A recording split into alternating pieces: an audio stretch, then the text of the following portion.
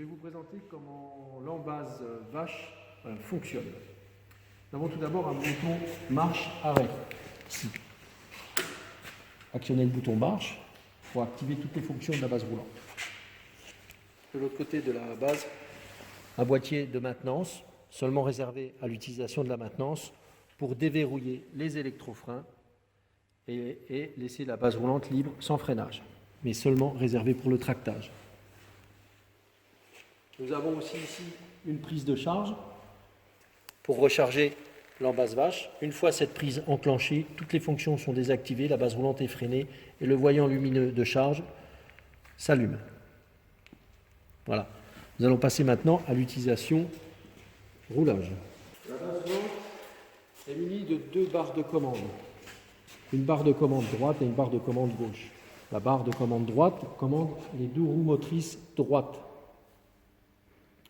Les deux roues motrices droites marchent en simultané avec cette commande ici, rotatif proportionnel. Il y a une marche avant, une marche arrière, évidemment encore, je dis bien proportionnelle. C'est-à-dire que plus vous appuyez fort, plus vous allez aller vite.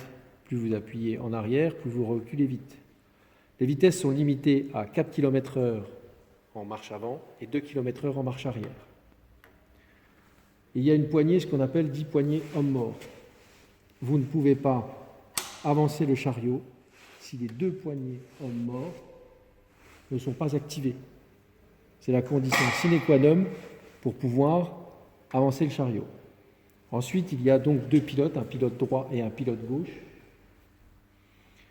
Nous pouvons déjà faire un essai. Alors, nous avons enclenché, déverrouillé les deux électrofreins. La base roulante est maintenant en position pour pouvoir rouler. Nous pouvons actionner la poignée rotative et commencer à rouler. Il faut évidemment regarder ce que fait son autre copilote pour pouvoir se synchroniser avec son collègue et pouvoir rattraper les éventuellement dérives, c'est-à-dire accélérer plus ou accélérer moins. Pour faire une rotation, évidemment, un des drivers se positionne en marche avant et l'autre se positionne en marche arrière. Et évidemment, on joue avec la proportionnalité des commandes d'accélération.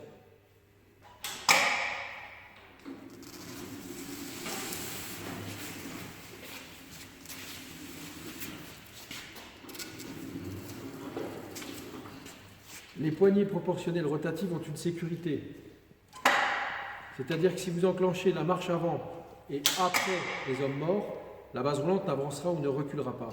Il faut d'abord relâcher la poignée rotative au point zéro pour la réinitialiser et après seulement engager la marche avant ou la marche arrière.